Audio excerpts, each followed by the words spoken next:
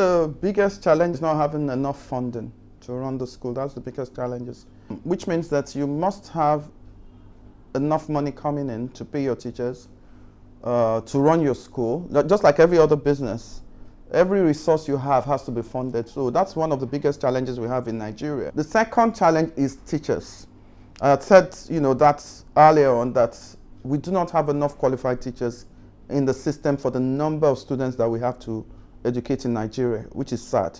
And when we look at the pool of teachers available to us, it's the same pool of teachers that come out of the College of Education.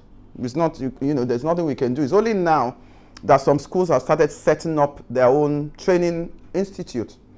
So Corona has a training institute, for example. So they're setting up training institute to retrain the teachers that have come out of the colleges of education in Nigeria. To get accepted into a college of education, all you need is about 3 credits.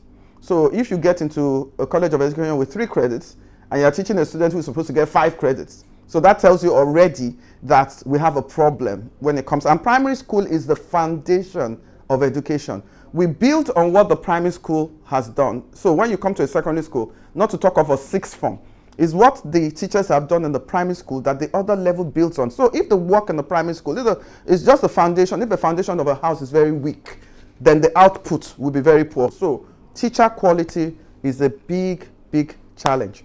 Then the other challenge would also be, at least which is particular to Lagos, it's very expensive. Land is so expensive in Lagos to say you want to build a school. Then we have so many taxes. I would count that there was a time we had a presentation by DFID, and they had done the research, and they had about 19 taxes that schools were taxed.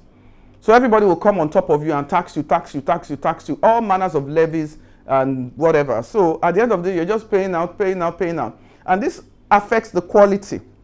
So the public sector sees the private sector as competition, not realizing we're talking about the same Nigerian child. So that's the challenge. Government is also a challenge. The constraints of government. They set minimum standards and say you have to meet it. Most of their schools don't even meet the minimum standards. So private schools are rushing around trying to meet the minimum standards, spending so much money. So a lot of people, particularly women, we're natural, so we want to be around children. So I'm a teacher. I have taught, let's say for example, I've taught in a school for 20 years, and I want to set up a school because I know exactly what a school needs. But I'm constrained that I cannot even use the expertise that I've garnered in the last 20 years to go and set up a school. So you find a lot of heads who have retired are just sitting at home looking after their grandchildren because they would love to have set up a school. And the more schools we have, the more good schools we have, the better. So those are the constraints